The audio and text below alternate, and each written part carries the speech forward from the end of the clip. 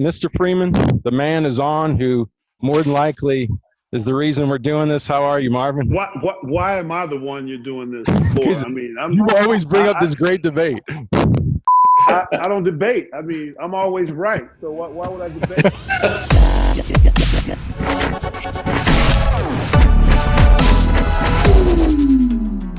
I've got a format on this. So the format's going to be obviously the velocity versus command. I think this opens up a huge opportunity for a big topic. I want to start first at developmental levels.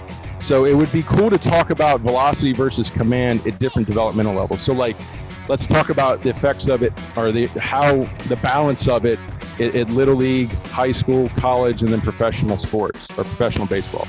So it'll allow us to carve this topic into each developmental level, which I think is going to be really important because we're going to have a audience that's pretty wide as far as different age groups that are going to be looking at this. And I think that's a lot of the issue, is a lot of kids just get their information from the highest level.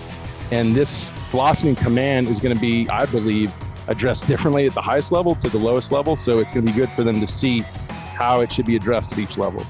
We're going to start on this topic, velocity versus command, with some great minds, great experience here. I think the goal for this is education. We want to teach as much through this as we possibly can on pitching development. We're going to focus mainly on pitching, obviously. And I want to take it through different levels of development. So I want to go from the Little League. So we'll look in the transition for players from Little League to high school to college, and then college to professional. And then we get to professional, we can start talking more about Major League Baseball. So I'm going to go to each participant, and we're going to start off on the first topic of velocity versus command. If you want to make a point up front, what you think it needs to be said about velocity versus command, I'm all for that. But then let's go into how will we address velocity and command from the Little League to high school level. Let's start with, in the same order, Javi, and you're up. Okay, well, I think from the Little League level, I mean, first of all, most of these kids are, a lot of them are scared to even get up there and throw, because one of the things that they don't want to do is get a ball get hit back at them and get hurt. But in turn, they have to learn how to be able to compete if they know they want to be able to pitch correctly. So, and be successful. So something that I try to focus on with my kids, especially for the Little League level, is to basically understand, hey, this is, even though the plate's there, you got to also focus on your catcher as well too, to be able to maintain a visual on hitting the catcher, not so much on the glove, but hit him right in the middle of the chest. Either hit him in the chest protector or hit him in the cup, because that keeps the ball down in the bottom part of the zone. I know a lot of times when you do that, you get kids to actually aim the ball. So now you lose the velocity aspect of it, because kids are now trying to aim at a particular spot, because the last thing they want the coach to say, hey, you got to throw strikes. Hey, you got to throw strikes. You know, kids are already going to be scared enough as it is. They don't need the extra pressure from the coach reminding them they have to throw strikes. So more so, if they can actually understand how to be able to see a target and actually trust themselves that here's the ball, I'm going to actually whip it through with the proper basic elements of staying balanced, finishing through the zone, and keeping your direction going towards the catcher, that's something that'll help them out. One thing that we like to emphasize at a young age with our athletes is just to create some intent. I think at a really young age, our athletes are already really rotational, and then some coach comes along and turns them into something very linear and robotic, and then they start thinking about those things. So I think of youth player development as more of just that. It's player development, instead of those kids worrying so much about, well, I've got to get to this position and that position in order to throw a strike. I just want them to get up there and try and throw the ball hard. You know, same thing with hitting. We try and get them to swing the bat hard. Because as they get older, when, you know, games where winning and things like that start to matter as they get closer to high school, it's a lot easier for me to teach them more command than it is for me to teach them intent to throw the ball hard. So with our youth athletes, we just try and make them more athletic.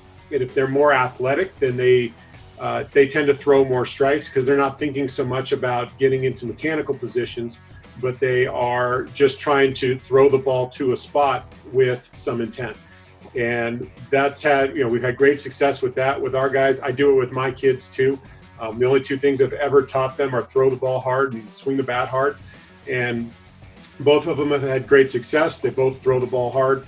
And then as they get older, we can start to teach them the things that I think are complementary to them throwing hard or moving fast, which is going to be more of the command stuff, more of the mechanical things that are going to allow them to have even more success as they continue to grow in the game. All right.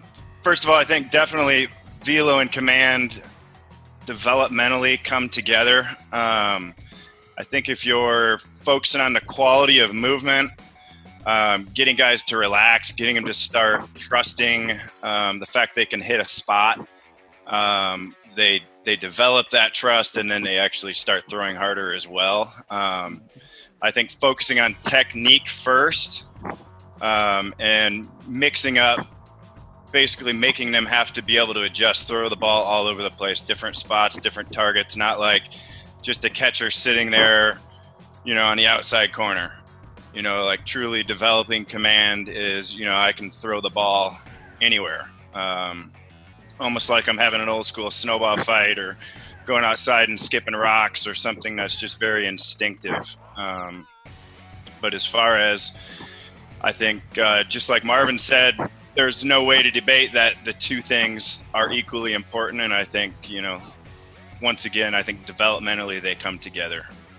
And just trying to get guys, the younger players, to kind of move more free and fluidly and athletically, I think is really good. Just let them go out and play the game and have fun. And hopefully we can kind of guide them towards movements that are fluid for them and efficient in a way that they can optimize.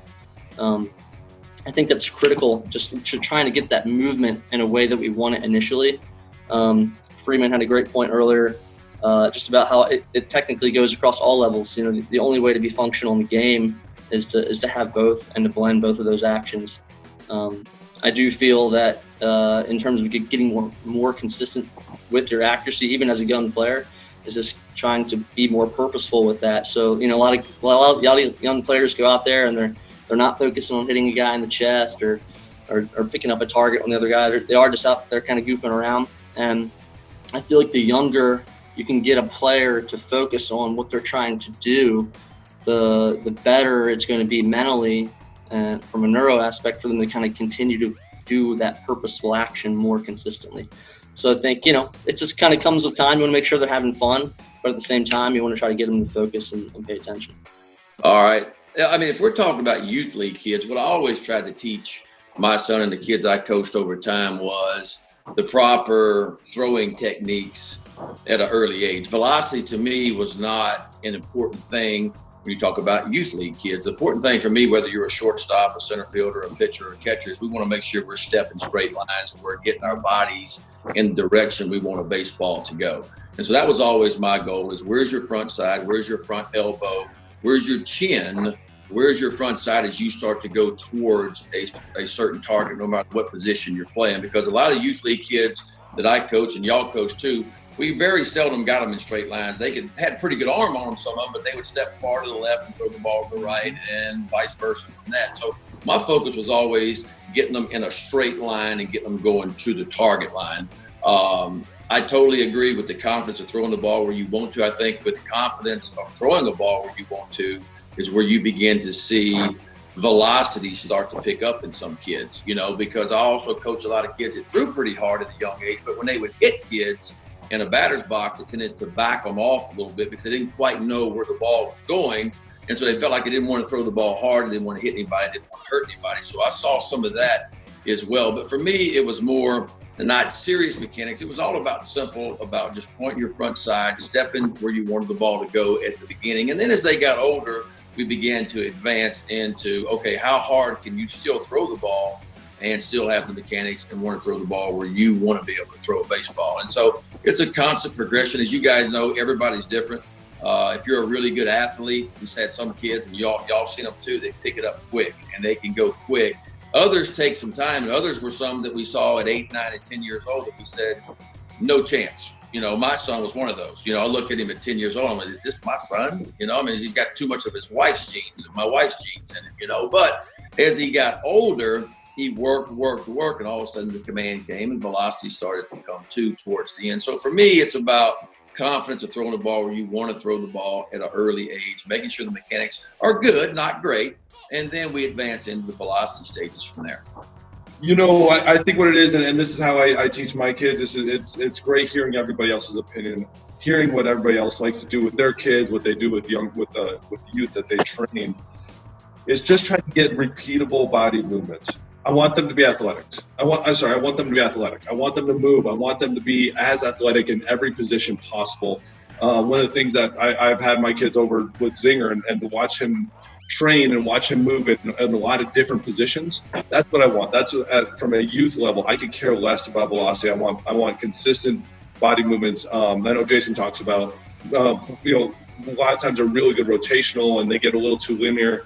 And I agree with you. I want them to be athletic. I want them to use their bodies in the right positions. I want them to develop their own arm patterns and to see what that arm pattern is.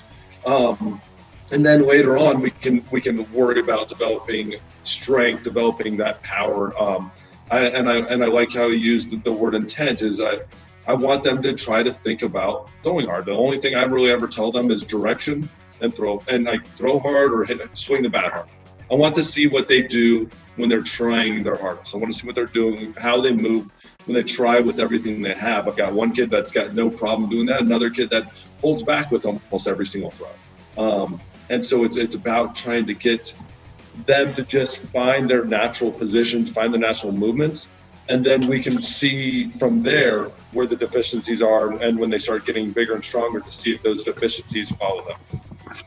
All right, yeah, a lot of good points so far, and I think for me, my son doesn't play baseball, but but it's all like he's in the basketball world, but very similar in terms of I want these kids to be athletic. I want them to have dynamic movements.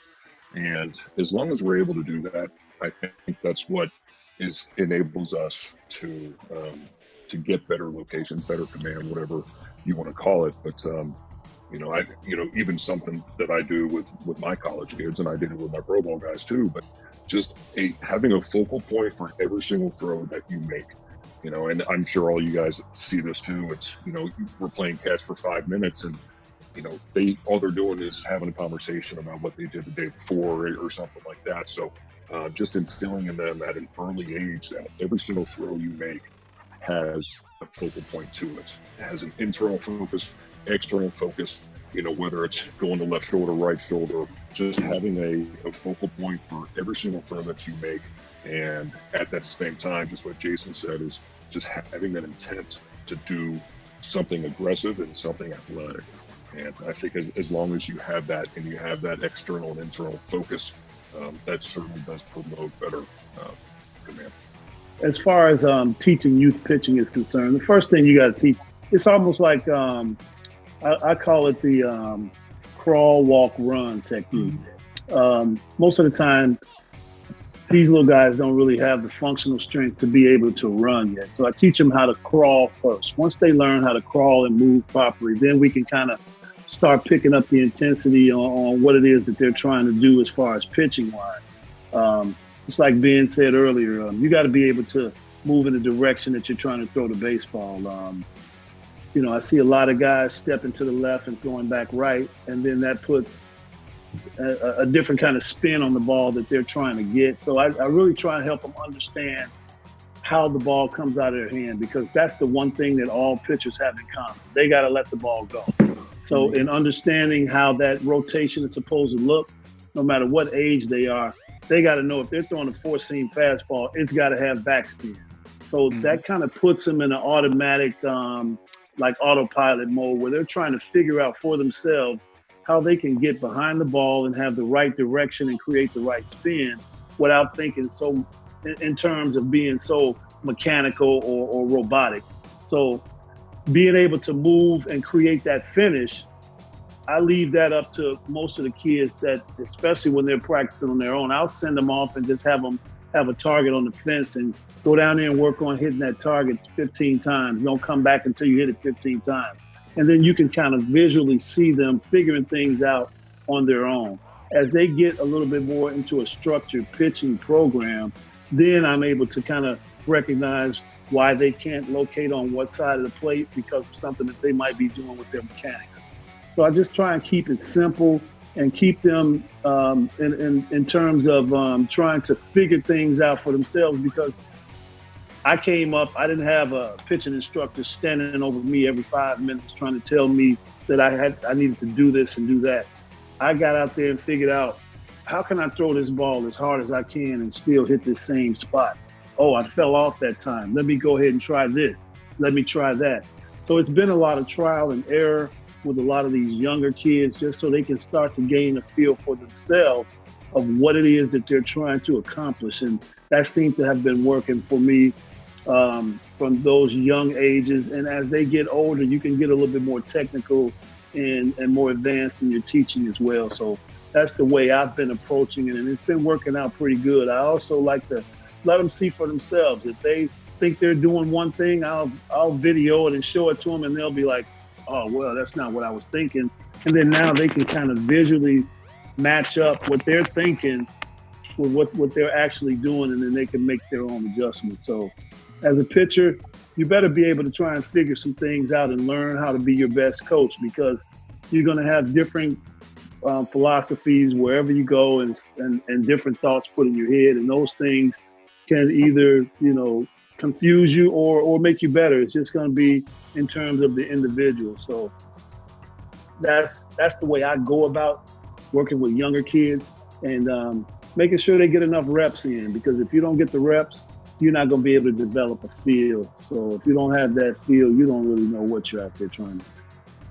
Yeah, I mean, obviously all these guys had some really good points, and going at the end is a little difficult. You don't want to completely repeat what everyone said, but I think young pitchers, the emphasis mainly is just maintaining a level of athleticism and a natural throw.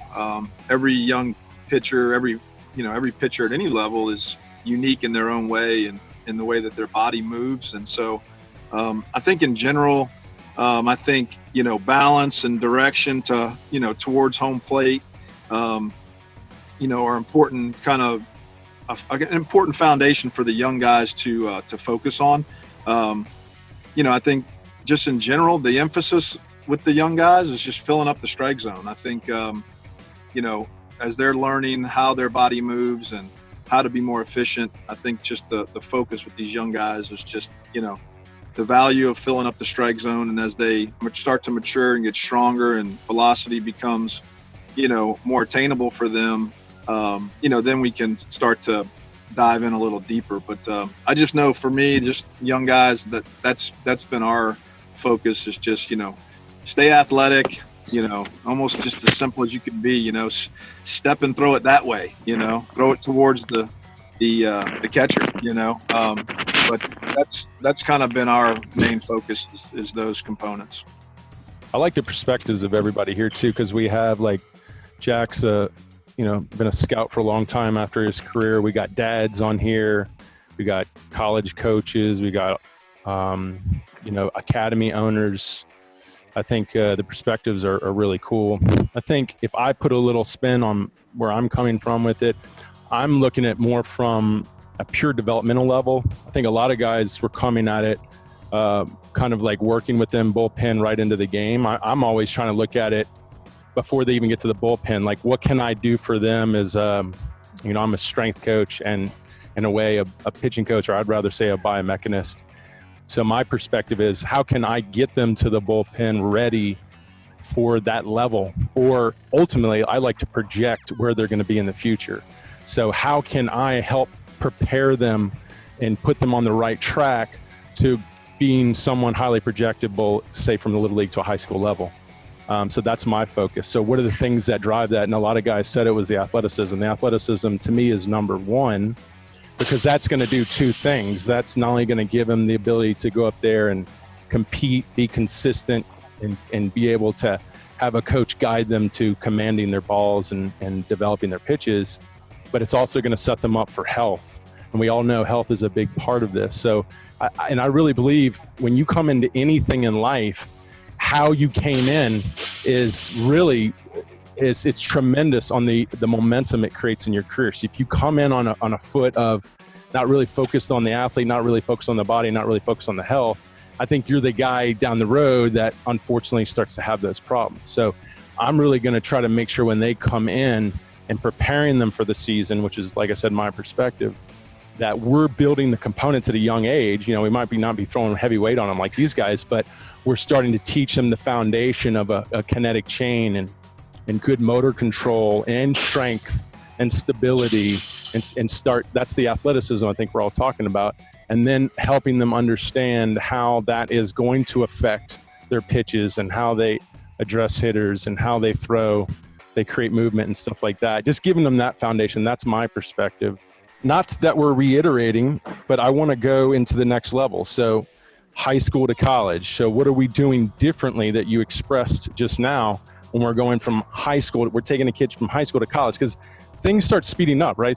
There's a lot of urgency that I see in kids that are at the high school level, either trying to make the high school team so then they can be projectable at the college because they're already preparing where they want to go to college. So I just keep that in mind. Now we're starting to push the athlete or the pitcher a little bit faster, a little bit farther. So keep that in mind when you're talking about velocity now. And let's kind of dive into each one individually more. Like what are you telling them velocity wise, and how are you telling them, and what are you projecting? And then same for command as they move into these more, these more now showcases are going to get more common, and they're going to be more analyzed and more watched. How are we preparing them for that? Something that I tell all my high school guys, especially the ones that are incoming freshmen, we at the Diamond Baseball Academy, we always tell our guys that, especially when they're in 8th grade, you know, where they're at as far as, you know, number one, can they compete? One of the main triggers that we have especially for all my pitchers, is number one, arm strength has got to be a pretty good key. We have to start throwing the ball with a lot more intent, but we also need to, you know, I emphasize all my guys, you have to be competitive on the mound. The competitive has to start now if you want to go, you know, in 2 or 3 years, you want to commit to whatever school you want to commit to or show off to whoever you want to show off to in any kind of showcase. You have to throw the ball with intent and be competitive when you throw. And yeah, all the mechanical aspects of it, now you're dealing with a lot more. Okay, let's start focusing a little bit on the back leg. Let's start focusing a little bit on the front side, on the pull downs or things of that nature there to make sure, you know, so far right now, we've all discussed about a repeatable motion. Guys in the high school level, they need to have more repeatable motions when they're actually throwing. And if they don't have that repeatable motion, will they have a more possibility of then gaining velocity? Probably not. And if you don't have a repeatable motion and you're trying to put more intent without that same motion, now you're probably leading into maybe an arm injury, maybe too much wear and tear in the arm.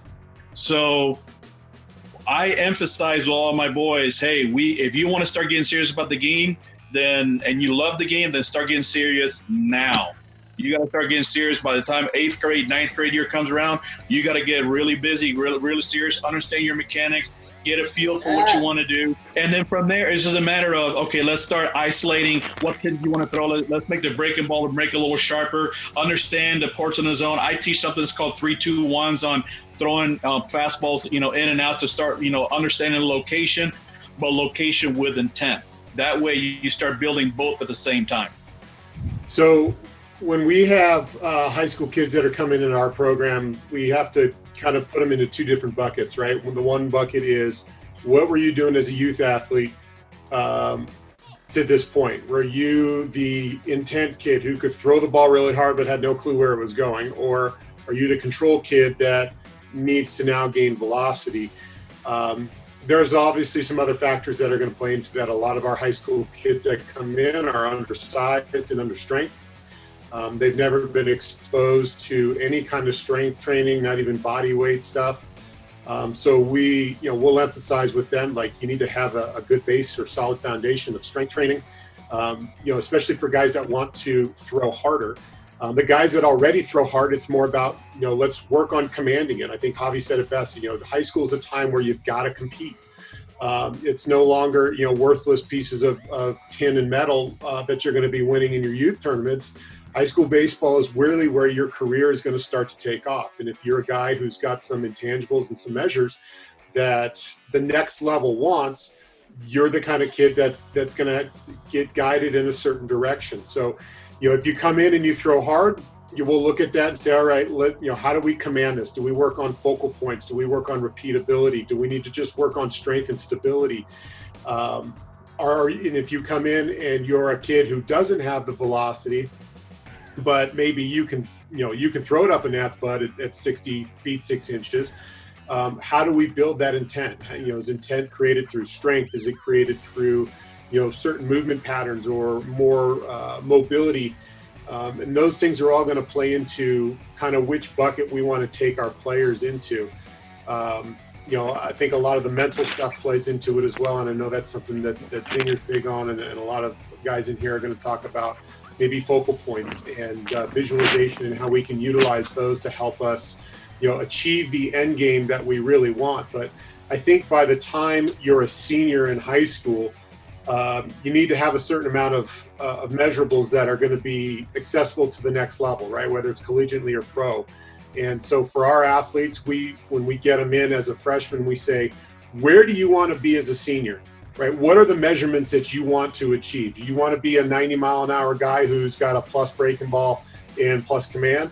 If that's the case, and let's work backwards from your senior year to now and say, what are the steps that are necessary in our development plan in order for you to achieve those, right? Step one might be, I just need to get bigger and stronger, or I need to be more mobile. All right, let's get those pieces. Now I need to take more strength and more mobility, and now I need to start to sharpen up. I need to add more pitches. I need to be better with location, or I need to gain more velocity. And your method of gaining velocity in this time frame is going to be completely different for a lot of population, right? There's going to be guys that subscribe to a weighted ball theory. There's going to be guys that subscribe to mechanics and mobility. There's going to be guys that subscribe to weight room. But whatever it is, your choice, I encourage you to stick with that option. Don't just bounce from here to here looking for something. Stick with a program that you want and see it all the way through. If you see it all the way through and you dedicate yourself to that program, you're probably going to see results. So it really, at this stage, it gets muddy and complicated, but that's only because there are a lot of other factors that are going to play into our ability to have success at this level. But I don't want immediate success. I want success in several years where we can take time and put those pieces into place to create a complete player. Good stuff right there. And then I think, just to build off of that, but building what we like to call like a battleship foundation, the theory that you can't shoot a cannon from a canoe, that you got to shoot it from a battleship. So building a foundation, I think self-actualization is a big thing. As a coach, I try to ask a lot of questions versus just saying what I see. Even if I can lead a kid to maybe making the self-actualization, he can make the adjustment himself in the game. I think our biggest job is to make a kid his own best coach. So when he's in the game, he's the one making the adjustments. It's not us from the dugout or from the stands. And I think part of that too is allowing them to learn by failure, so like let them mess up without reacting, because you've seen it before. I mean, we've all seen somebody miss a spot, but if I'm sitting there and freaking out every time the kid misses a spot, like I've seen some coaches doing, myself being coached as well from that, I did not respond well to that. When guys are like making it feel like it's so easy. Like anybody that's done it, we know it's not easy. It takes a lot of work. It takes a lot of focus, but I think if we can let them learn how to make their own adjustments, and then have those be rhythm and timing adjustments versus like, I told you to keep that shoulder right there, or, something along those lines, something that gives them their feeling, kind of to touch on what Jason said a little on the mental game, but we like guys to see the last foot of flight before they throw the baseball. So the last thought, instead of how do I throw this pitch, it's what does a good pitch look like here? Because pitching's an art form. in my opinion. And if, we can let guys kind of learn how to color outside the lines and color inside and, add their own mix to things, I think that's when we see confidence go up. And, the more confident a guy is, the more likely he's going to have the velocity, the command, the projectability, all that fun stuff. But he's going to be out there really pitching, not just out there thinking or trying to do what this guy said or that guy said, but, out there battling with that mental warfare with the hitter, trying to get guys out, not just blow up a radar gun or, impress a scout. I love what I heard earlier about athletes. I mean, I think we're all in agreement that the more athletic you are, the better chance you have. And when we're in high school and even in Little League, I think the most athletic guys were the ones that actually got on the mound and could, in most cases, repeat enough to be in the strike zone, to throw enough strikes to have some success. Now, how do we get them to be athletes at a very young age? Well, and we didn't talk about this, but I think everybody would agree with this. And I'm a big proponent of multiple sports. So I want to get that out there. I think the more sports these kids can play at a young age. Basketball was my favorite sport growing up. It was my avenue to get my legs strong. It also taught me footwork, being a tall kid. And so soccer's a great sport. Football, I mean, people are open, football is this. I mean, I understand the injuries that go along with football, but I love football too, because you know what? Football taught me how to compete. Because when you're getting your brains busted in day in and out, two things are going to happen. You got to get tough enough to go out and compete, or you're going to go find another sport to play. So I like the competitiveness of football. I like the competitiveness of basketball, and I think it really helped me in the end to baseball, because competing, I don't know if it's something that we can actually teach kids. I think we can in some cases, but for me, competing is something that's inside of you, and some things that you want to have success. You don't want to lose. And, and I was one of those kids, and some of the best kids I played against, even at the big league level, were hellacious competitors, and I think that's something that's built in a lot of times. Now, as we go from high school to college, I think teaching young kids at that age, and as they make that ramp into college, one of the last things that really came for me, and I see a lot of young pitchers as they go into college, is for whatever reason, seems the lower half of the body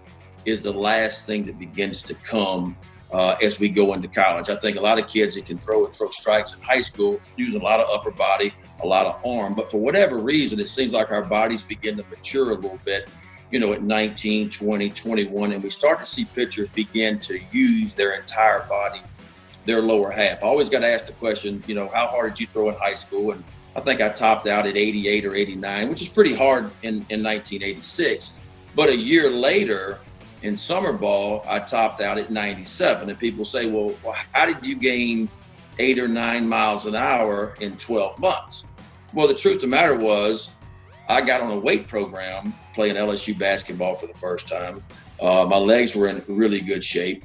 I grew into my body. I matured a little bit. I put on about 7 pounds.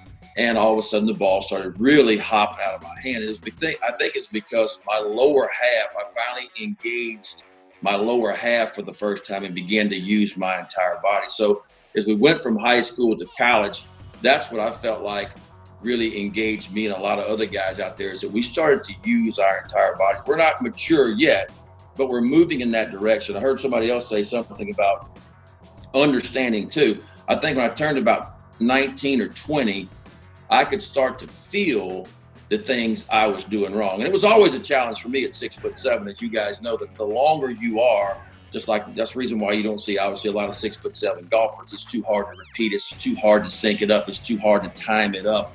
As being a tall pitcher, and you go back to Randy Johnson's career and others, they had struggles early in their career about being able to throw strikes because it's really tough to sync it up. But as I matured and got into my early 20s, I could start to feel the things that I was doing wrong. I could feel when I would rush out a little bit. I could feel when my front shoulder would fly open a little bit.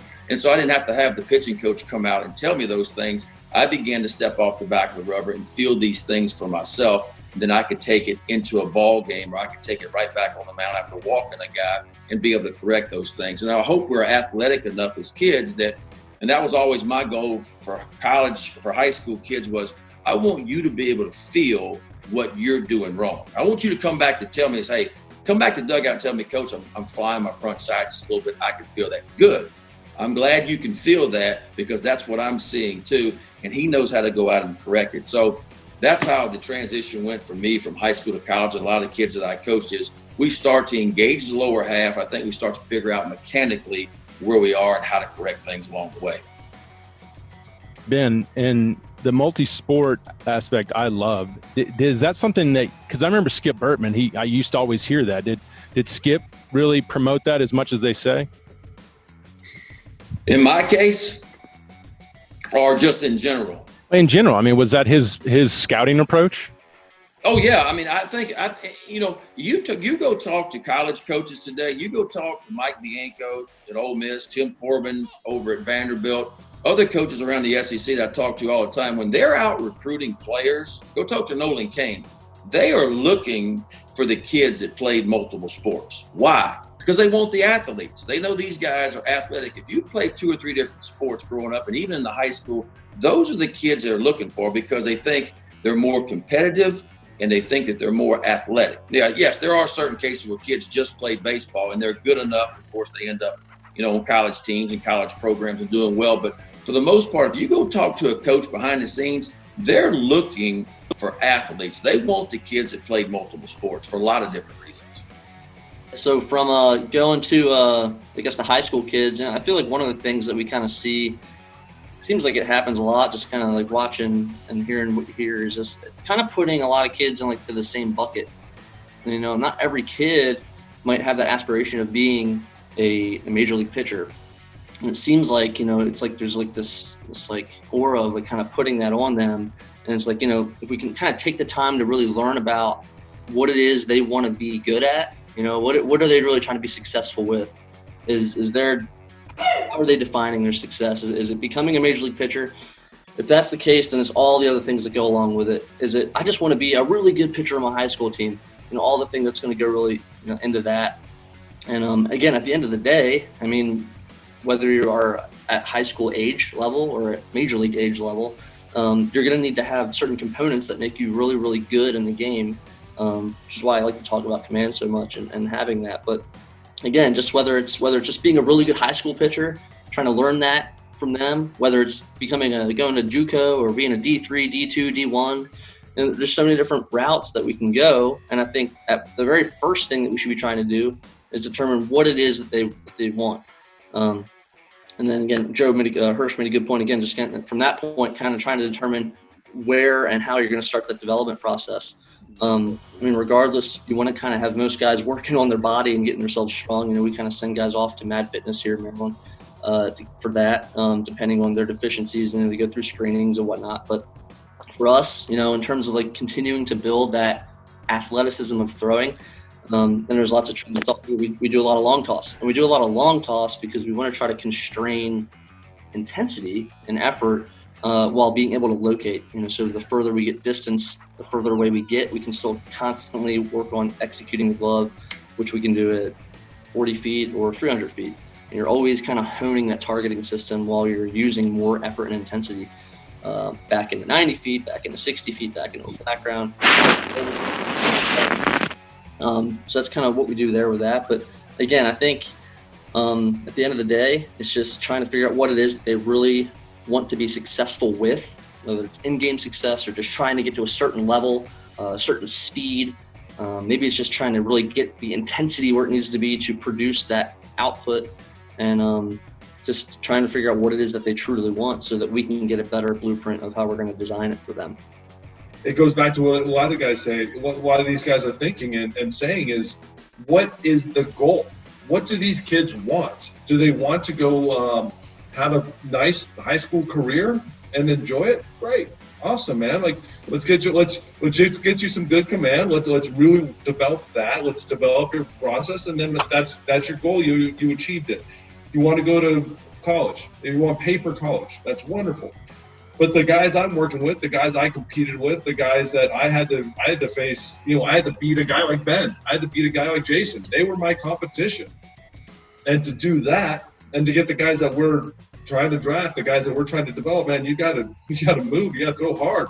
The average velocity for a major league reliever now is 94.5.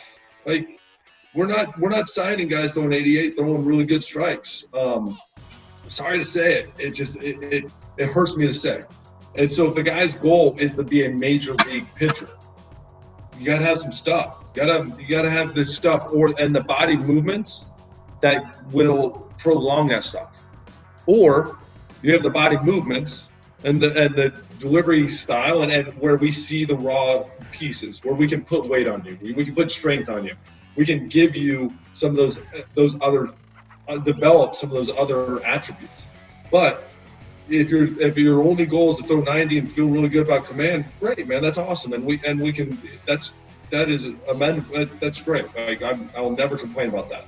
But if you want to come and pitch on the major league level, you got to have more than that. And we need to. That's where, unfortunately, I hate saying this, but you got to have the stuff. You got to have the velocity, and you got to worry about it, because if you don't, you won't be at this level, unfortunately. Specific to high school, anything you want to just say specific to high school? I mean, are we setting them up for the major league level at high school, would you say? That's what I'm saying. So at that age, that's when you got to start figuring out what it is you want to be. If you want to in high school, if your goal is to be a major league pitcher, that's where you have to start developing yourself to understand, like, what are the check marks to start achieving that goal. And unfortunately, the only thing that we have not yet perfected how to gain better command with pitchers. We get better a little bit, but overall command, we really haven't seen a whole lot of difference in our major league pitchers all the way down to minor league pitchers and actually developing command. But we've seen major gains in velocity. And so these are those things, like in high school, you have to kind of make that decision. What do I want to be? And there came a point where I had to make that decision. Every guy on this call had to make that decision. Am I going to take this serious and really go for it?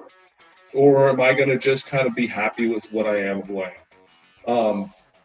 Like, again, I hate saying it, but it's the raw fact of it. Like Zinger said, like, we need guys to go out there and impress a scout. A scout's got to walk away and say, this guy's got something different. This guy's got something that we can develop, something we can push. When you're competing in high school, you're competing with 16-year-old Dominican and Venezuelan players. You're competing with that guy that we're already giving money to, we're already spending time developing. And those guys, we're not trying to sign guys that we think are going to be really good command and kind of work the ball around a little bit. They have to, and if there are those guys, they've got something else. They got a hammer. They've got a changeup out of hell. They got a two-seamer that just misses bats. You have to have something that will impress a scout. And if you don't have a hammer, a great changeup, a two-seamer that just drops off the table, a rising fastball that just misses bats, you got to have velocity. And that's it. And even with all those other things, the movement, you got to have command with every one of those things. But velocity is the great equalizer. If you throw 98 in high school, I can pretty much chalk you up to be at least your fastball is good enough for the big leagues. Now it's the other pitches. Now can you throw it for strikes enough? Again, I've said this 3 times now. I hate saying it, but it's the raw fact of the deal. Like, when we're starting looking at guys at that age, you're getting scouted from Major League Baseball. So what is your goal? Is it to play Major League Baseball? Well, we got to start developing on that level. You have to start competing with Major League Baseball players. Because right now they're Major League Baseball players at 19, which would be your freshman year in college. So you're competing on that level. So start developing on that level. You know what David said there was spot on. You don't want to be that guy that says velocity is king, but it's my time with the Yankees being the coordinator there. It was we're promoting guys to the big leagues, especially starter reliever. It didn't matter. These guys all had elite stuff, and you're not pitching in the big leagues, especially in a bullpen, especially in the AL East, if you do not have something special behind that fastball.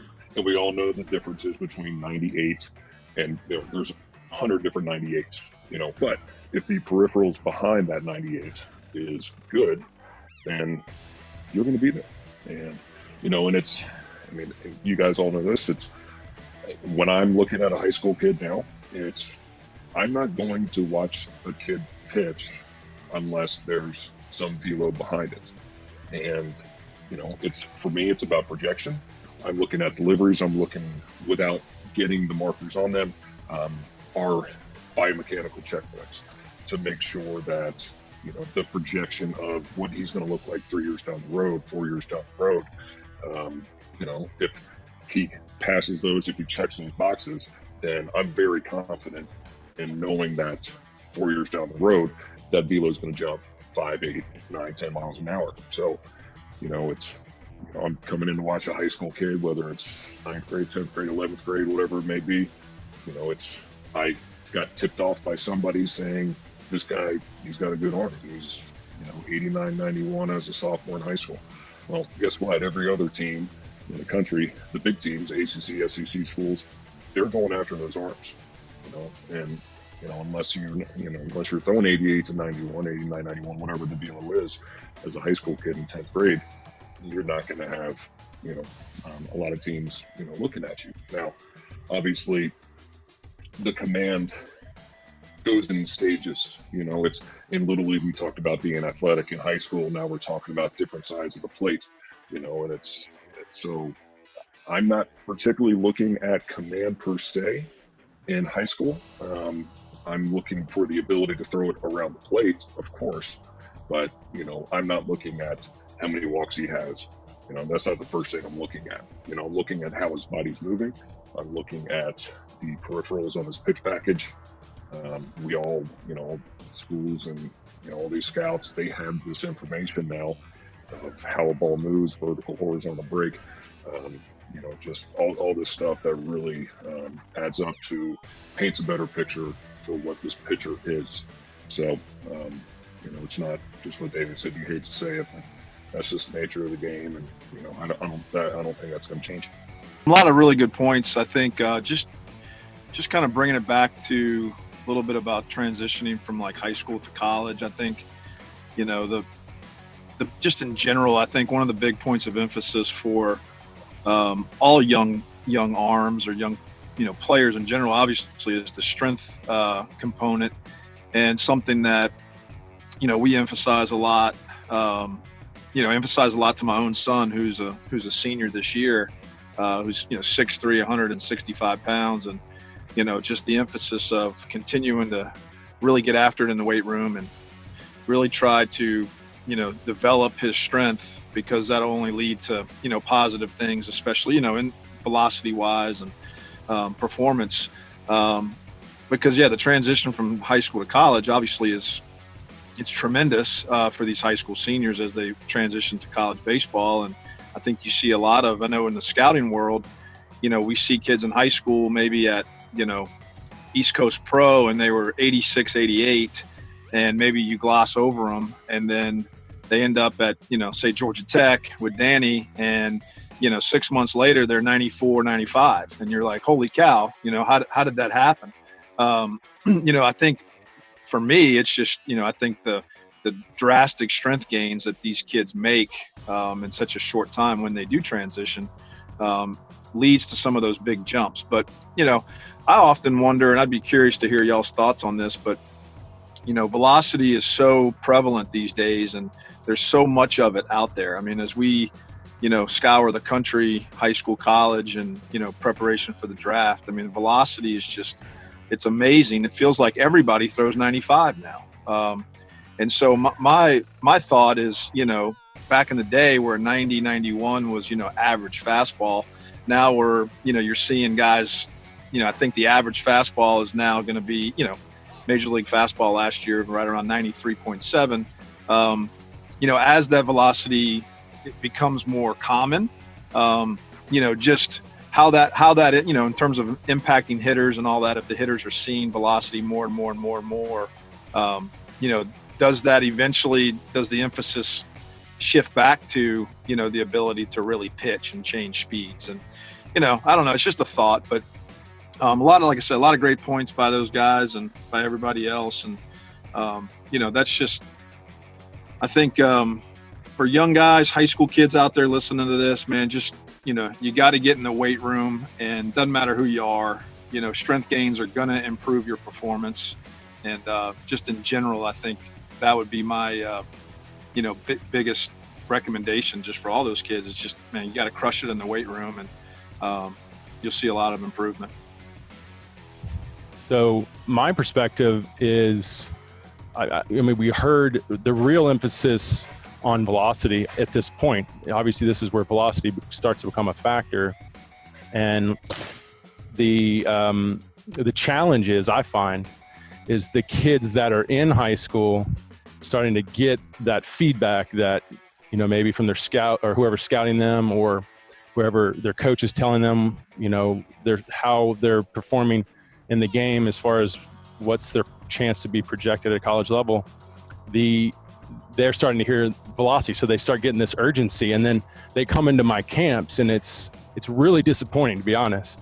I get these 16, well, let's not go 16, let's just go 17, 18-year-olds that don't have much time to do this, and their amount of total body strength is embarrassing. I mean, I'm literally having to start them like a 12-year-old, or even lower than that. If I was looking at it, if this was a sport of like Olympic lifting, they would be at the development level of probably an 8 or 9-year-old. I mean, there's a 9-year-old girl that trains with Bruce Barbell for the Junior Olympics right now, and she can throw more weight over her head than most of the 16 and 17-year-olds that are in here. So it's hard for coaches like me who are trying to help them out of the game to physically prepare themselves for the highly competitive levels of college and professional baseball. And they're coming to me late in life and so physically immature, and they want to hurry up and do this. And I think that's where everything is going wrong in baseball, is at those moments, 16, 17, 18, when these kids are now getting the pressure, and then they're trying to quickly catch up to things that they weren't being taught very young that they needed to prepare for, and now they're in trouble. And that's what I went through at 18 years old, tearing my rotator cuff, because I was being told, once you got off the football field, don't touch a weight again. It was all about, throwing pitches. It was just reps, throw. And I wasn't physically prepared to handle the rigors of college baseball and professional baseball. And I didn't make it. I tore my rotator cuff. And then my road back was, all right, now addressing the things I should have addressed at 11, 12, prepared for, to start to put my body physically in a place to where I could start pushing myself to the level. And now the level today is so incredibly high. Just talking about the velos that we're hearing, these are numbers that we dreamed of when we were kids. So I think that's the biggest challenge, is I'm getting them so physically immature. So if anybody wants to jump in and add to that as we come back around, what do we do with these kids when they're this physically behind, who have this urgency to get going and they want to do it in short amount of times? Because that's where I'm finding a lot of the damage is being done to these careers. And we're going to cover the last one. Let's go college to professional. So velocity and command as far as moving into professional baseball, preparing them for professional baseball. And again, it could go in a bunch of different directions here, but, I think just as these kids transition into professional baseball, and just the prevalence of all the technology that they have at their disposal now with, pitch characteristics and, their true, pitch movements, and then learning how to utilize their strengths with, even in college baseball, there's, you're having, Rapsodo and TrackMan and Flight Scope and all these different technologies that are, these kids they have at their disposal. I just think, learning what plays at the major league level, and then trying to have a pitch design to, pitch to their strengths. I think that's a big part of their development, obviously. I know, without getting into too much detail, it's certainly something that, as a pitcher in professional baseball, you better buy into that, and understand it and utilize it to your advantage. I think guys nowadays, you start to see that, there's a group of pitchers that are, if you're kind of in the norm, if you're kind of in the average, it's not really a good thing. You want to be almost either below or above the average, because, average is what these guys are seeing every night. So, when you talk about guys that are, vertical break of 16 to 18 inches, and it's like that's kind of right in that average range. But if you're above that, well, that's something you really should know, and you should pitch to your strengths. Maybe you can get away with more pitches up in the strike zone. But again, it's never, it's not ever in just a vacuum. I think, some guys, based off their release heights, 17, 18 inches of vertical break may, play the same as 20 with someone with a 6'1" release height. So I just think that, it's just kind of becoming aware of, what is the data telling us in terms of pitch design. I think almost all these guys that are in professional baseball are, they all have good arms. They all have ability to run it up there pretty good. And it's just kind of fine tuning their pitch mix and, figuring out what works best for them, So I don't know if that makes any sense, but. No, that's good. I mean, obvious pitch development gets more important, pitch design, whatever we're going to call it. It becomes a hot topic when we get into professional ball. Would you say yes? Yeah, I think very much so. Very much so. I think especially, in the fastball quality kind of realm of, are you going to have more effect at the bottom of the zone, or are you going to have more effect at the top of the zone? And of course your metrics will help you to determine that. So yeah, I think it's probably it's a huge focus for all player development departments, on pitch development. I think a lot of kids who watch, thinking of still that youth kid watching a lot of Major League Baseball, and they hear pitch development, all this pitch metrics, and then they gravitate to, well, that must be what it's all about. Can you kind of use that as a transition point into this? Yeah, it's just what Jack was saying. I mean, even in the college game, I mean, it's the access to technology. Obviously, I was very fortunate to be with the Yankees for that many years, and the access to technology was, there were no limitations at all. So, I brought everything that I have with the Yankees. Just having all that information. It can be overbearing for some kids, but it is part of the game. And I think the earlier they learn it, the more, capable they are, the more they educate themselves, the better off they're going to be. And, that's how we pitch here at Tompkins. I'm pitching off these guys' strengths, and it's based upon, it's not the entire, recipe of, just knowing the measurables. But without a doubt, I mean, it's, to know that, this guy's four-seamer plays, because of the spin, because of the axis, because of his release, whatever it may be. So obviously I'm going off of that for a big portion of it. But, from college to pro ball, it's, my goal here is to develop major league pitchers. I don't want to develop a good college guy because I think I'm, not getting the most out of these kids. So, my goal is for each and every single one of these guys to pitch at the highest level, and the highest level isn't here. The highest level is in the big leagues. So, that's my goal coming into this. And there is a direct correlation between fastball velocity and success in the big leagues. The harder you throw, the more bats you miss. So, that's exactly what I'm trying to teach here, trying to, teach our guys. It is through dynamic movements, it's through movement patterns, it's through enhancing these movement patterns to make sure that any deficiencies they may have in their delivery, whether it's because of tight hips, tight ankles, whatever it may be, to really loosen them up, and so it enhances what they can do when they get on the mound. So, I mean, it's making sure that we enhance what they do very well, promote their strengths, and we pitch off their strengths. So you're saying the transition from the big league level as you as a coordinator into a pitching coach at top level Division I, you're saying your mindset, your perspective isn't any different? No, it's not. It's weird coming from pro ball here. I was wondering how my evaluations were going to change in terms of, because as a coordinator, I mean, I'm evaluating on a daily basis. I'm evaluating pitch package, deliveries, whatever it may be. So I need to be able to do that at the highest level to make sure I'm giving the New York Yankees the best possible pitcher. And when I got here, I started recruiting and looking at these high school kids, and I'm looking at them in the same fashion. And when I'm teaching these guys here, I'm teaching them the same way I would teach guys in pro ball. It's everybody's an individual, and I have to make sure that I'm able to understand what each and every single pitcher goes through, and that's how they come up with their development plans.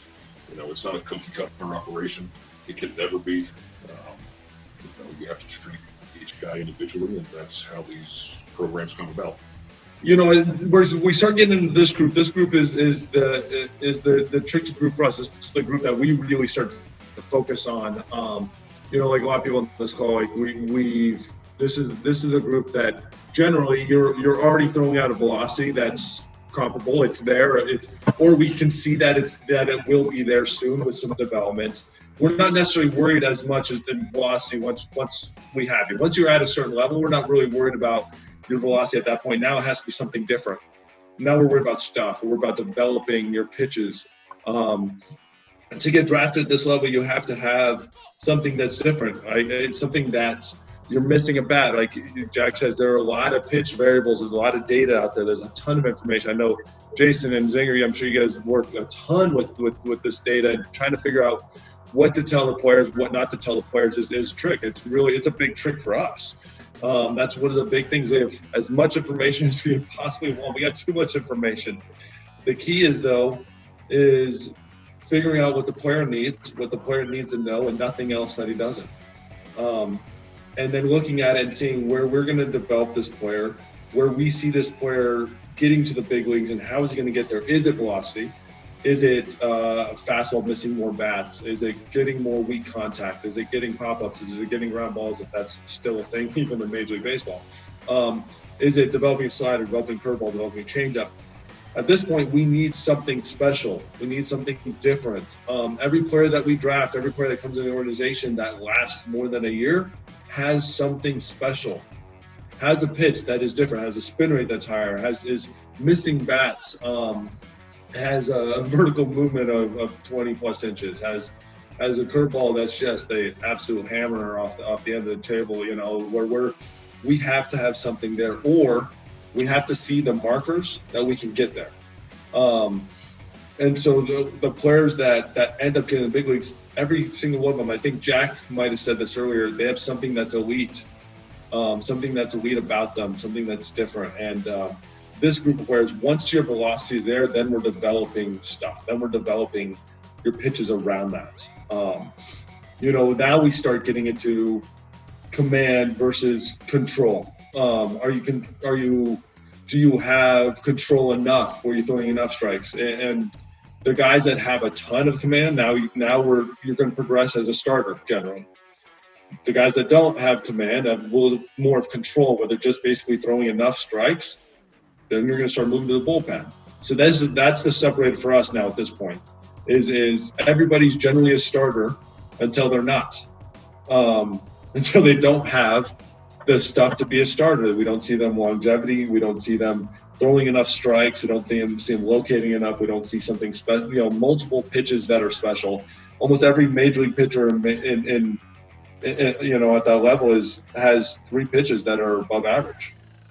2 pitches that are above average, that'll get you to the bullpen pretty quick. You have 2 really good above average pitches, yeah, we can make you a really good relief pitcher as long as you throw hard enough.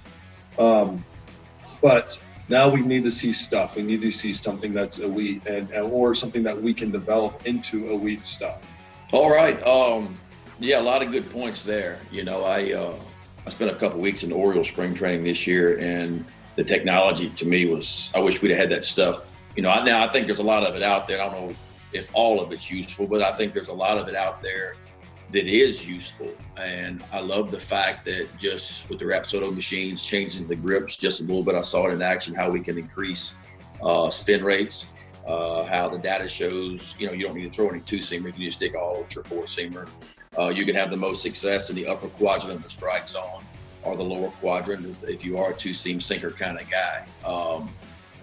But for me, calling games at the big league level the last 7 years, I have seen more guys that throw 95 to 98 that are on the shuttle back and forth between AA, AAA, and the big leagues all year long.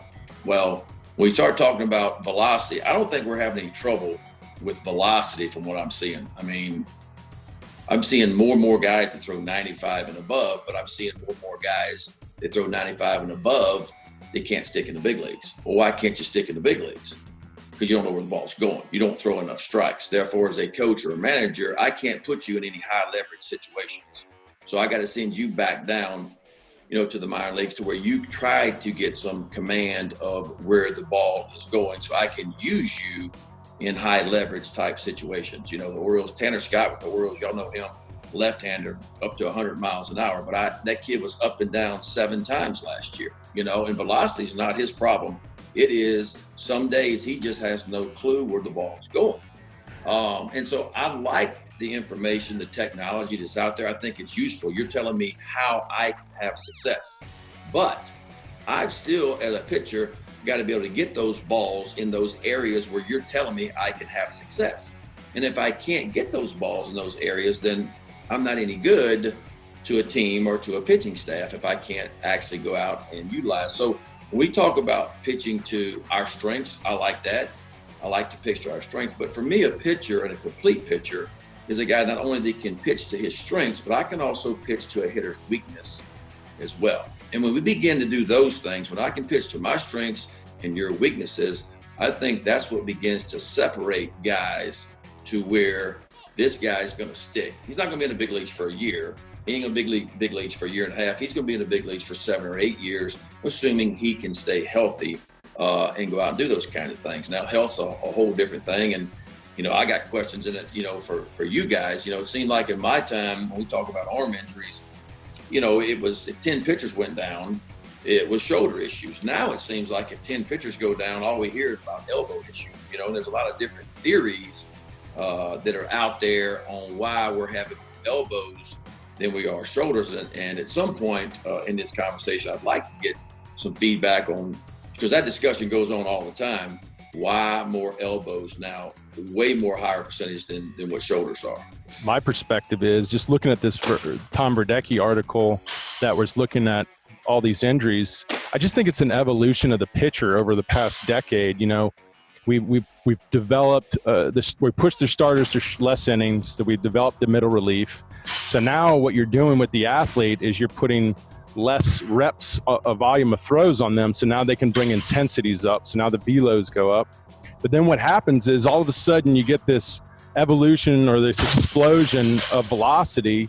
And from there, you have a lot of guys throwing hard, and then the hitters learn how to hit it. And then what happens is, and we can see it in that article, he showed the data from 2015 and 2019, the percentage of fastballs are going down, which means now we're demanding, or the Darwinist aspect of this is as better pitchers are evolving now. Not only are they throwing harder, they're trying to develop other stuff. And then my question is what Ben is talking about, is the arm injuries continuing to climb because you're making guys throw at extremely high velocities and then play around with the forearm to, create all the ball movement. It as a biomechanist, the stress on the arm at 98, upper 90s is incredibly high. It's pushing the limits, exceeding the limits of what the arm can handle.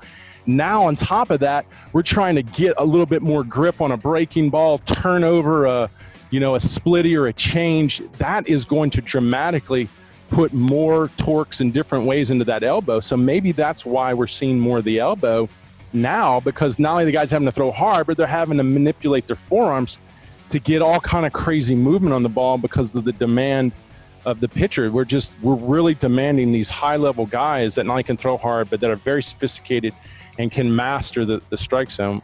Ben, what do you think of that? No, I agree with that. The last thing I saw at the big leagues last year in some of my notes was less than 50% of the balls that are thrown that come out of pitchers' hands now are fastballs. So there's more off-speed pitches being thrown right now. That tells me that hitters, as you guys mentioned earlier, have caught up. Hitters have adjusted to mid-90s fastballs, And if you would talk to certain hitters, I talked to Alex Bregman not too long ago. We were talking about this exact same thing. And I said, Greggy, I said, would you rather face a guy that throws 97, didn't quite know where it was going, or face a guy that throws 94, that could move the ball to all quadrants of the strike zone with his fastball, that could spin the breaking ball, that could throw the changeup? He said, I'd much rather face the guy that throws 97, that had marginal command, because I know he's going to miss. And when he misses, I'm going to be ready to hit it, especially in plus counts. You give me 3-0, 3-1, 2-0, 1-0, you give me plus counts, and I know he's throwing 97, 98, I'm going to turn it around if he misses. Whereas the guy that throws 94, but he can throw it up and in, move it, cut it, and actually mix in and change speeds. He said, that's the guy that scares me more than anybody else, because I know that I don't know what pitch I'm going to get in a certain situation, So I like the velocity. I think we have to have velocity. I agree too. But with so many guys throwing as hard as they're throwing now, I'm not sure command is not going to be the separator for you to be a big league pitcher.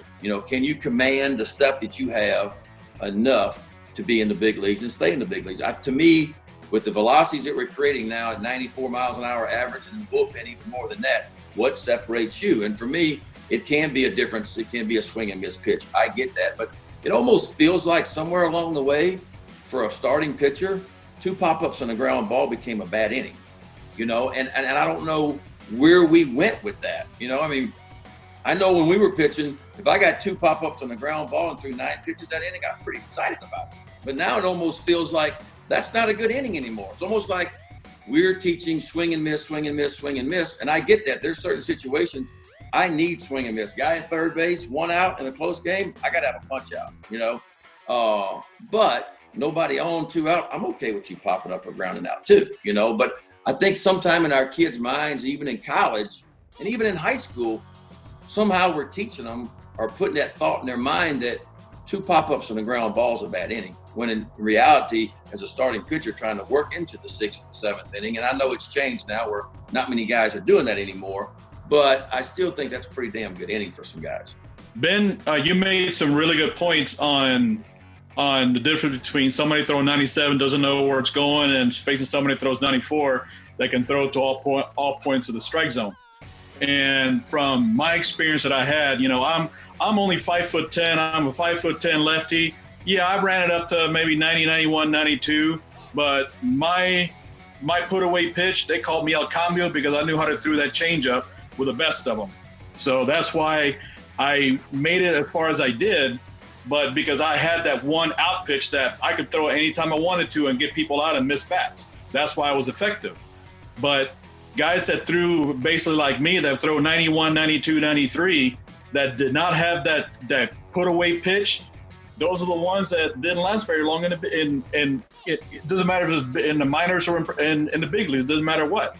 So I think that overall, yeah, the development of the fastball, that is the era we live in baseball now. Velocity will triumph over anything. But if these young kids, if they don't understand the process of how can I control, how can I command my fastball? Can I move it up and down? Can I double up on the inside fastballs? Can I run a 2-seam outside? Can I come back with a good slider down and in? Can I do all those things to be able to offset what I have with my fastball that's not at the 97, 98 mile an hour level? Then you know what? Yeah, those guys are going to be trucking back and forth between AA and the big leagues. So it's just that true understanding on how to command breaking balls up and down. And also they need to learn to adjust to the hitters. I mean, as a pitcher, yeah, you may go through the lineup one time and you get, no runs for 3 innings. That's fantastic. No hits for 3 innings. But guess what? You come around the second time of the lineup, those hitters are going to start adjusting to you.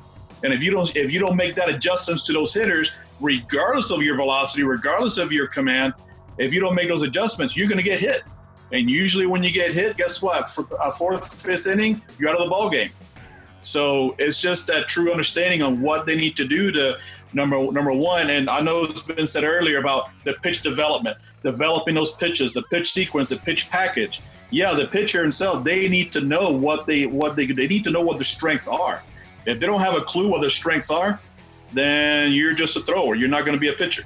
I think just about everybody's hit on just about every point. I think it's, it's one thing to say, velocity gets you in the door, get your foot in the door, and command will get you to the big leagues, right? So, going back to the original question, which I think was kind of framed around the collegiate level, I think in our development process here, college is where you start to polish yourself as a pitcher. This is where you really start to define kind of who you are and what you want to be if professional baseball is the ultimate goal.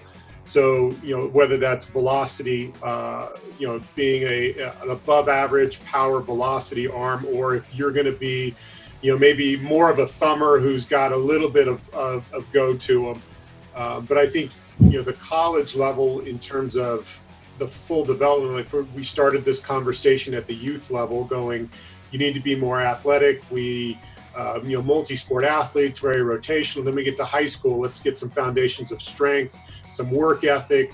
Let's start to kind of put into place those pieces that are going to start to mean more when you get to the collegiate level. And then when you're in the collegiate level, that's where the polish needs to happen. And, for the guys that are in this conversation that are, scouts, what I hear is, one, yes, velocity is important, but obviously the stuff is going to be really important as well. And I don't know, and maybe, David, you can speak more to it because you're within the organization, maybe Ben too. But I kind of feel like we're at the point now at the big league level where coaches are, for lack of a better term, lazy. I would rather draft a player who has more polish than try and develop that player at this level. And I feel like they're targeting the guys that are going to be more and more polished. And now with Major League Baseball potentially shrinking the draft to fewer and fewer rounds, that means that now those players that are getting opportunities are the ones that are going to have more of that polish and less of the, well, he's got an above average arm, but he doesn't have any secondary pitches. So we're going to take a pass on him. Because if you look at indie ball is full of guys that throw 94, 95, 98 miles an hour, but have, no clue where the ball is going. And you look at those guys and say, well, why aren't you in an affiliated program? Well, they probably were at some point, and they lacked the ability to command those pitches, so they just replaced them with somebody younger and maybe who had similar stuff. Or two, they were uncoachable. And I think listening to a lot of you guys talk about certain things, and I know I've had some conversations on Twitter recently, but a part of, I think, being a good coach and being a good player is being able to effectively communicate information, right? We have this plethora of information now. We have Rapsodo data, we got TrackMan data, we've got strength and conditioning work, we've got, all this data, all this technology, all this information, but it's one thing to have it, and it's another thing for a coach like me or anybody else that's in this discussion to effectively communicate it to a player, and that player being able to understand that information. You can overload somebody and totally screw them into the ground so that that's all they're thinking about is, spin or release or grip or mechanics. And then there's another thing to say, you know what, there are certain individuals who need that information in order for them to have success. And there are other individuals who don't need any of that information. They need very small pieces, and that's what's going to make them successful. So, from the college level to the pro level, we're just getting more and more polish, right? But we're also getting more and more skill. So the guy who now throws hard has to be the guy who throws hard and has additional skill sets, whether that's additional pitches or the ability to command or both. And the guys that are able to put all of that together are the guys that are going to have success at the big league level. I'll leave an open mic right now. So if you guys want to check out, thank y'all so much. If you guys want to chat, ask questions, I'm going to leave an open mic. But Jason, just to go on your point, yeah, you mentioned that there's two things that kind of that stood out to me. What you just mentioned was the individual information. One of the big things we try to do with the Blue Jays is figuring out what guys need to know, what they don't need to know, like I mentioned earlier. And then understanding, like really getting into the individualized player, sitting down with them, having long discussions with them on who they are. What makes them good? Where do they struggle? What do we see as an organization that can help them? What do they think as an organization that help them? Where do we see from an ATC standpoint, strength and conditioning standpoint, mental standpoint, a complete holistic nutritional standpoint, a complete holistic viewpoint? with the player involved and the center. It's not all of us telling him what to do. It's him reaching out with all of us together. Right. So, and it all, the only thing that matters, all that matters is the player. And what does the player want? Because the player doesn't want it. All right, buddy, go get him. Like we used to, man. Like used to do. Just go get him. But now it's about the player and what he needs, what he wants. And the player, I'll tell you this: the player doesn't care until he knows that you care. Right. And nowadays, with the information, with the technology, with the data, it is so much easier to communicate with these players. It is so easy to, instead of sitting here, standing behind them and watching, like, man, was that good? What do you think? And then catcher, hey, catcher, what do you think? Hey, guy standing in there, what do you think? And there's still a place for that. And there's still a huge place for that. There are times when we tell our coaches, get rid of the data. I was in charge of buying all of the technology and integrating it and teaching every one of our coaches on how to use it. That was my job. And then but then at the end of the day, I tell them all that, teach them all that, and say, hey, don't use it. Hey. Don't use it because I want you to teach with it when you need to teach with it. When you don't need to teach with it, do not teach with it. And there are certain players who want it all. Man, dive in there. One of the greatest examples we have in our organization, which is one of the top prospects in all of baseball, Nate Pearson, wants everything. And then we purposely, with him, design bullpens where we take it all away. We don't have anybody, we don't have a camera, we don't have anybody standing in. We go straight old school style because he wants to understand the difference between knowing the data and knowing the field. Mm-hmm. And he understands exactly what he wants out of it. So and we said, you have to transition from being great in the lab, going up to driveline and throwing in the lab, and coming to us, throwing in our pitching lab, and then stepping on a mound, and hopefully a major league mound very soon, and saying, man, I know exactly what my stuff is. When the ball doesn't break, what am I going to change? How am I going to do it?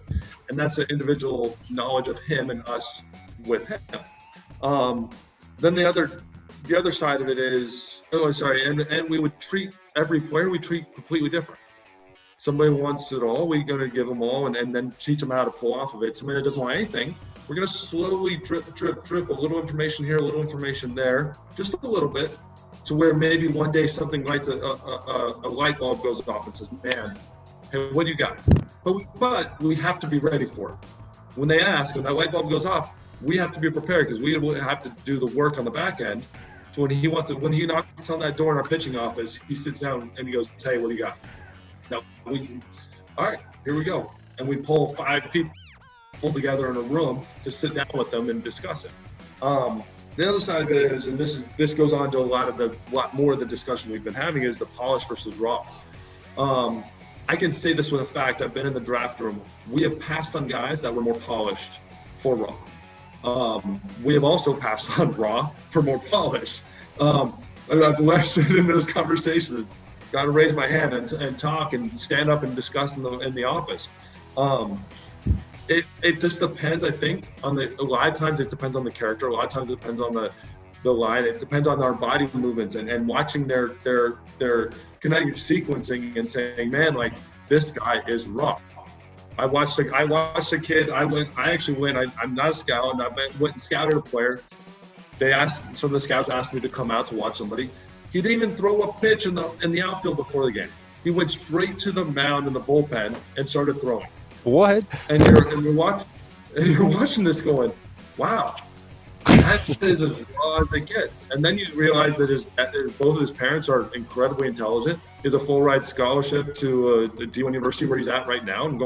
I'm just going check. Yes, I am loving this. And then I watched Libator at since I've known him since, God, he was like 13, 14 years old with Zinger. And this guy is as polished as it gets. And I'm going, yes, because it's perfect. And he would come into our organization if we had him, and he'd be the epitome of weightlifting, nutrition, mental, like he would be teaching us what to do.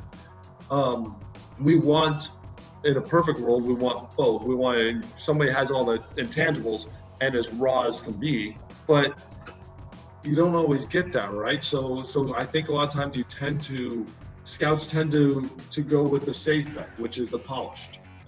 They're the person where they know at the end of the day, that check mark, they're going to be fine. They're going to be good. They might not be major league all-stars, but they know that the limiting factor is going to be like that player. And not necessarily like he didn't command, he didn't have a good breaking ball, and he couldn't control a running game, and he didn't work hard. So it's a lot easier to check those boxes off when somebody is more polished, because they know that at the end of the day, they're generally coachable, and they generally know what the hell they're doing when they step on the mound. And they know, as an organization, I can trust that player pitching at a little bit higher level than the guy that is so raw that we're trying to develop. So a lot of times, this is what we find out in the draft room and the scouts. And when they come out, we do a pretty cool thing is after the draft, they have all the scouts come out and actually watch like some of the first times these guys are on the field. And we do that so we learn more about the player and what these guys know about their family and their history. I love it. I love when we do it. But you can tell immediately the guys that they're like, hey, David, this guy's really raw. And they're already like preempting me like, hey, don't get mad at me. This guy's raw. And like, we're not mad about any of these things. Well, other than the guy that hit the yips already. Right. But they always preempt the guy that has really raw. And the guy that's super polished, you see them in the back just sitting there watching them. They look right on their face. Like, yeah, exactly. But it's always fun to watch that and to see the scouts' reactions, or how the scouts want us to interpret their draft pick. Like you parade them out in front of everybody. Like, ooh, look at our shiny new toys. They really do. Hey guys, here's something. I want to throw this out there for you guys. What do you think about this idea or this thought on, especially the high school kid that, doesn't matter if it's a right-hander, righty or lefty, he's up in the 86 to 80 mile an hour range. He does have some good stuff, and he may be listening to what we're all saying on here. But that they're not being, especially up here in the Midwest, they're not going to go down to the SECs. They're not going to go down to the Pac-10. They're not going to go to the A-10 conference. They're going to probably get stuck in the Mid-MAC, in the Summit. So they're not going to be in a top tier D1, but they're still going to be a D1 schools. But what do you think if their goal is to get to the big leagues or get drafted? But they have a lot of work to do, being 86 to 88. What would you tell those? What would you guys tell those young men? I mean, I would tell them this. There are not many secrets left anymore, right? During my time, many years ago, guys fell through. Now with social media, with everything that's going on, the growth of college baseball now around the country, college baseball continues to grow at an enormous rate. More games are being put on. You got the digital format that's out there now where you can watch almost every D1 school pretty much has their game on some type of streaming network every time. It's okay if you're not at a Vanderbilt. It's okay if you're not at a Florida. We're seeing number one picks, first rounders, high picks coming out of schools you've never even heard of before because there's not that many secrets left anymore. So what I would tell that kid is it's okay if you're going to a mid-major in the MAC somewhere. That's okay. The question is, how hungry are you? How much do you want to work and prove everybody wrong? Do you want to outwork everybody, say, you know what, I should be at Vanderbilt. I'm not, but I'm going to show you that I should have been at Vanderbilt. So I think if you're those kind of kids, you stay hungry, you play with a little chip on your shoulder, and you say, you know what, I'm going to show everybody. I got to get my velocity up a little bit. I like my command if that's the case. How do I do that? Well, I got a little stronger in the weight room. I got to get my legs, my core. I got to get my body in a little bit better shape. But it's okay because I know I'm at a mid-major, but college baseball is growing. If I'm performing well and I'm putting up numbers, and I'm lighting the radar gun up, I'm doing these things, I will get noticed. I'll get an opportunity at the professional level. Perfect. So the guy that comes to mind to me is we drafted a guy a couple of years ago in 2018 named Nick Algar. Went to the University of Iowa. Obviously a Big Ten school, but not a baseball school by any means. Sure. And a guy named Joey Murray. Both these guys, one's a lefty, one's a righty. Helped Joey Murray average, I think last year Nick Algar averaged 88.4 his junior Iowa. So he's right at 86 to 90 range. The difference is like he's got above average changeup, and he's got a fastball that can get weak contact. So there are still areas around there that we are really looking for. He's developed, a really good changeup like you were talking about earlier. Right. Develop something that gets you seen, that makes you different. If it's a bulldog mindset and you're just a son of a bitch on the mound, be that. And that is an intangible that we check. But develop a pitch that will be different. Develop something. If you don't have the fastball and you just don't see it coming, no matter what you do, no matter how much intent you have, it's just not coming out. Understand that's who you are, so develop in a different way. Be a different guy. Joey Murray was 88 miles an hour, I think, average for us, and he's in Double-A last year for us. He made 3 level jumps in one season. Because he misses bats with his fastball, because he has some intangibles with his fastball. Mm-hmm. And then what we did with both these guys, we took them and put them in velocity programs that we developed based on their very individual personal needs. And we developed both of those guys completely different. Nick Allgaier, who averaged 89 miles an hour for us last year, was sitting 94 in a bullpen in spring training. Joey Murray, who averaged 88 miles an hour for us, was sitting 92 and a half in a bullpen in spring training. And that improved all their other pitches. So now their slider and their curveball, which were slightly below average pitches on our grading scale, now we're slightly above average pitches on our grading scale. So now Nick Allgaier went from a 88 mile an hour pitcher, lefty with decent command, and he developed a changeup.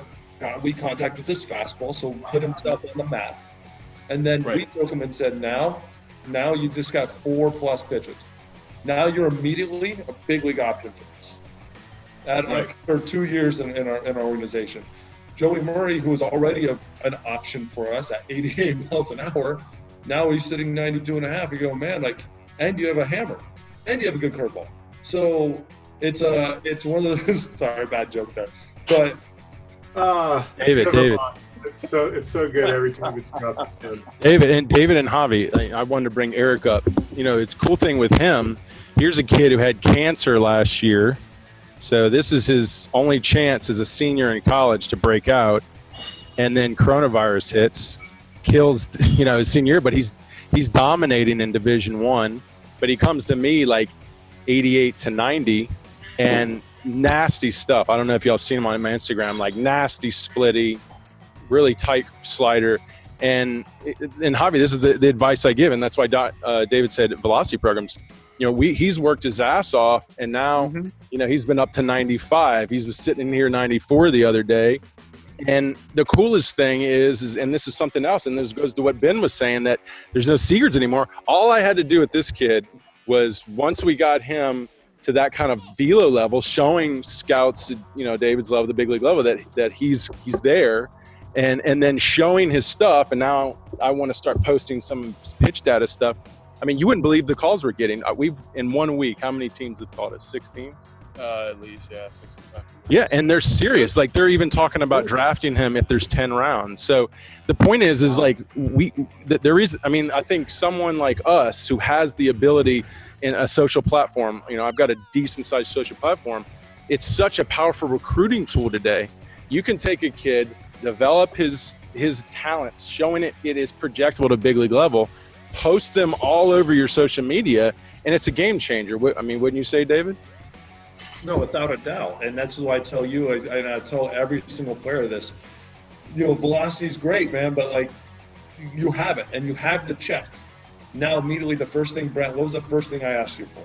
Yeah, you wanted the ball data, but you know what? And when I posted his video of showing his stuff, that's when everyone's like, all right, this kid's serious. Once they saw it. Don't you think that's the step, though? You got to see the velo, and then you want to see the movement, and you want to see the confidence, and then all the other things. And then all of a sudden, at every step you go, they're more sellable, right? Without a doubt, the first, I forgot who said it, the velo gets you in the door. It gets your foot in the door. Now we got to know what that stuff is, because I've seen someone get passed in the first round. We passed a guy and he threw 100 miles an hour in the first, and he ended up getting drafted in the first round. based only on his pitch data and said, man, like, this is average shit. It throws 100, but it's average shit. Like, this will get Can y'all give some more advice to Aardsma at this point? I mean, I think there's a chance he might get drafted. What else do you think? Because next week, we're going to start posting pitch data. What else can we do? That's what it is, man. Like, it is about keep selling yourself. Like, the velocity, like, keep selling the velocity, keep selling and show us the data, show us what that side information is, because that side information is that's where organizations make their money now. That's where we can continue the growth. Once you have the velocity, then we have to develop the pitches and see what your stuff really is, because we don't get to, like, I love, obviously, normal data and seeing you against batters is a huge component, and watching how batters react to your pitches is huge. But again, I want to see the pitches in a vacuum and say, man, like, what is this curveball? What is this changeup? What is this fastball? Where do we see the improvement? How do we try to get rise? Do we try to get sink? Do we try to get run? Do we try to get cut? Same thing, with slider. What kind of slider is it? Is it a gyro spin slider? Is it a badass breaking, is it a little bit more of a slurve? And then try to develop each one of these pitches. Say, man, like, what's the next room for growth for you? Because once you check the box on velocity, cool, you're hitting 94. That's it. We don't need 98. But is your 94 really good, or is it just 94? Because I've seen 94 and 104 get turned around really fast. Mm-hmm. Is it a different 94? And that's what we want to know. If it's a different 94, just like Joey Murray's a different 88. That pitch is special. Now, if we can get that pitch to 94, it's an elite pitch. Can he ask y'all a question? Something you also said to David, is the fact that whenever especially when you're looking at kids, when you're developing strength, and you want to help that kid go from 86 to 88 to 90 to 93, which is that's a heck of an improvement. Is that it cannot be a cookie cutter effect into building that young man's strength. It has to be basically isolated to that particular individual, and not be almost like a cookie. Like, okay, you have to do this just like Arnold Schwarzenegger does this. You have to do the same workout as Arnold Schwarzenegger. Like, wait a second, I'm only 5'10", he's 6'6". How in the world can that happen? So, and I know that's a lot. I've seen a lot on Twitter that a lot of guys are you have to put your arm here. You got to do this. You got to do this. You got to do this. It's like, well, wait a second. Is that truly confined to the physiology of that young person, of that young player?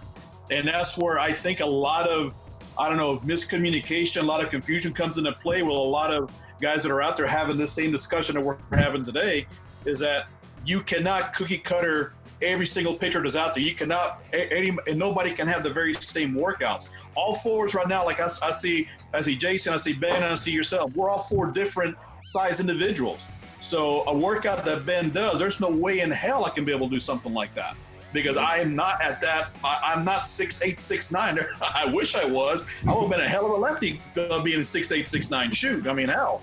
But then in turn, it's like, okay, I'm 5'10", so so I compare myself to Billy Wagner. Billy Wagner's a 5'10" guy, but hey, he ran the sucker up there 100 miles an hour.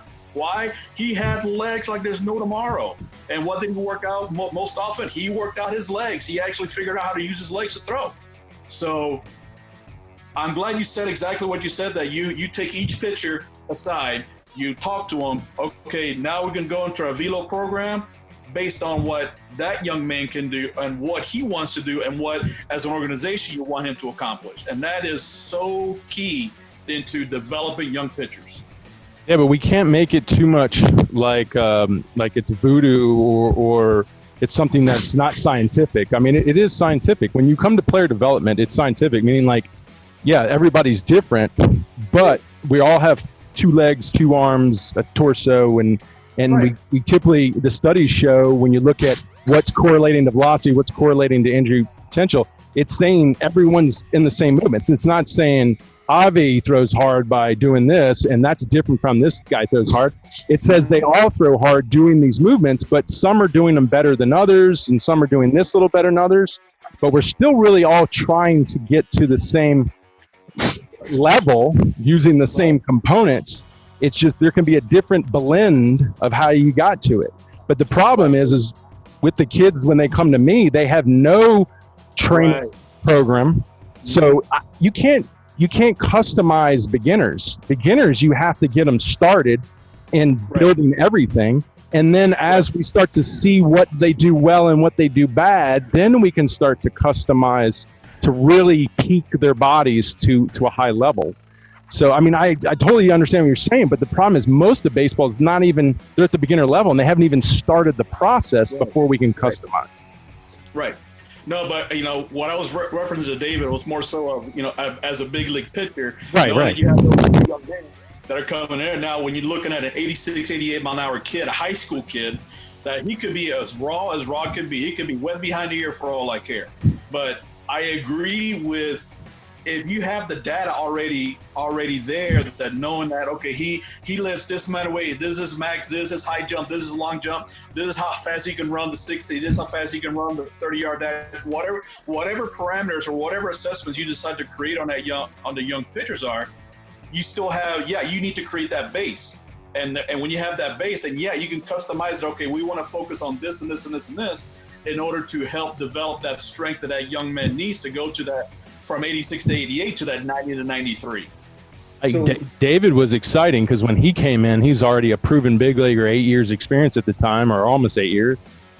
And he had this really unconventional little league, point the ball to second base, cock it really early. And the first thing I wanted to do is change it. But at the end of the day, I knew that this guy was already experienced and developed. I had to not change it. I had to understand it. And I started to learn a lot about David. I started to learn he can't get a lot of rotational movements in his body, so he's very linear. And that arm path makes sense because he just focuses on bringing everything forward.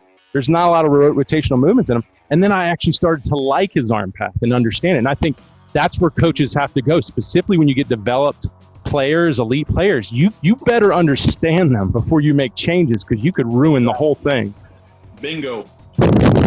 That's right. That's why, the evaluation process, I think, is so important too. It's huge. Is understanding that stuff. Like you said, get to a high level, right? There's a reason why guys are at that high level, right? It's not because they got shoved into a cookie cutter. It's because they did something at a very young age. Really well. Their technology allows them to move in a certain way that, like you said, if you change the telemetry of the body, you run the risk of breaking it. Right? You don't want to do that. Like you said, you want to understand it. Right. Well, Ben, I mean, I'm curious. Ben, you went through, I mean, you were explosive. You were a first round pick, weren't you? Yeah, I was 1-1. And then you were, projected to be one of the best pitchers and you were. I mean, you were a great pitcher, but I think your career fell short because of injury. Am I wrong? Correct. So reflect on that. What do you think would have protected you if you did it again? I really think looking back on it, throwing too much is what ultimately, and there was no travel ball, mind you, whenever I was growing up. We played Babe Ruth baseball in a Babe Ruth league here in my small hometown, and we played 12 regular season games, and then you roll into an all-star program, and if you win your district, you go to state, and so on and so forth. So the most summer ball games I ever played was about 20, 22 games a year. It was the most summer ball I ever played. But going back to my high school days, as a sophomore in high school, I pitched the semifinal game, threw a complete game, and then the night was a state championship game that night. Well, our ace pitcher, who was a senior, blew out in the first inning, and coach says, "McDonald, go get loose." And I was like, "Coach, I just threw a complete game, 115 pitches 2 hours ago."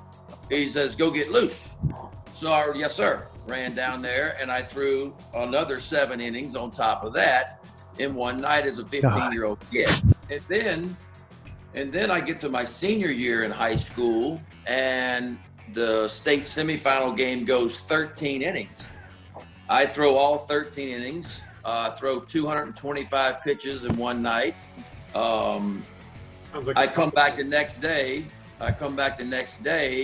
and close out the state championship game, which was a 3-inning close. And so I accumulated nearly 300 pitches in about 18 hours, and then I go to college, and this is a true story. This is hard to believe, but listen to this. All these guys in the facility are freaked out right now. Well, no, it gets better than that. Listen to these numbers. So between my sophomore year at LSU, straight to the Olympic team, back to my junior year at LSU, 352 innings in 15 months. Jesus. That's 352 in 15 months. That's a true story. That's amazing. So, Wow. you know, and 5 times at LSU, I throw complete games on Saturday and close on Sunday the next day.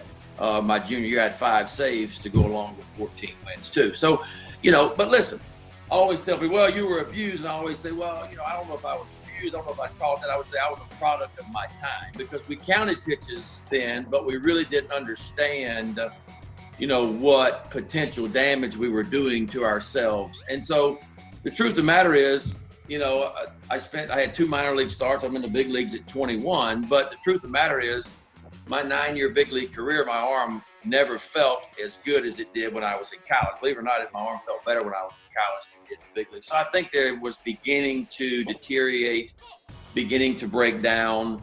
And it just so happens I was lucky enough it lasted, you know, 9 years at the big league level before it finally did break down. So if I had to put a finger on one thing, it probably was just throwing too many pitches in a short amount of time, I would say. Because again, I did get away from the game of baseball. It wasn't like I was playing year round. It's like the problem was when I was playing, I was probably throwing too much during that time. Yeah, and where I was coming from, you were back then, you know, if you were great, you had a 20-year career back then. And you really had that potential. And I remember it was hard watching you keep going through those injuries. Oh, no doubt. I mean, look, you know, you get to the point in your career where you know, I'm at the big leagues at 21. I don't know how to get guys. I don't know how to use the stuff I have. Coach Bertman at LSU called every pitch I ever threw. And so all of a sudden I'm in a man's world and I got to go call my own ball game at 21 years old. And I don't have a clue of how to use what I have. And some of you guys may know this, a funny story. Chris Hoyles was a young catcher in the Oriole organization at the time too. And I was banging my head up against a wall after one start, having a couple of adult beverages, and Chris Hoyles was there too. And Cal Ripken walks by and he looks at us and he goes, "You boys ain't got a clue of what you doing, do you?" And I said, "No, sir, Mr. Ripken, I ain't got a clue of what I'm doing right now." And he said, "Well, would you like some help?" And I said, "Well, hell yeah, I'd like some help." So, you know, and not everybody knows this. It's in one of Cal's books. My second year in the big leagues, Cal stood out at shortstop and called every pitch I threw for 35 starts.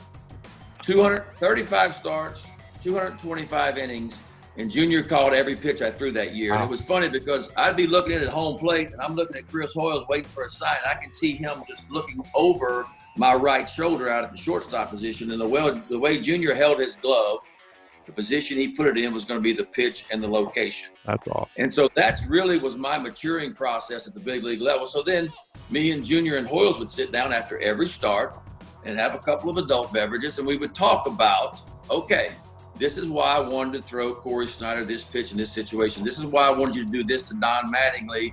With nobody on, we're up big, man. I want you to pitch to his strengths in that situation. Then when there's a runner at second base and the game's on the line and he comes to the plate, we're going to pitch him totally different then. I didn't realize that. I thought you went straight to their weakness or my strength every time. That was not the case. It took me some years in the big leagues and some maturing to realize, you know what, I'm going to give you your double to the gap with 2 out and nobody on. I don't care. But when it matters the most, and I got to get you out in the 7th inning and the winning run to second base, I'm going to get you out the way I haven't gotten you out before. So Junior really helped my maturing process at the big league level. And so it was frustrating for me at 29 or 30 when you're just kind of starting to figure it all out. Going back to your point, you know, I was out of the game. But listen, I don't feel sorry for myself. I was fortunate to play for 9 years. No, that's impressive. I mean, 9 years is unbelievable today. I mean, David, you almost got 9, didn't you? Yeah, I got just under 8 full, but yeah, I got parts of 10 season.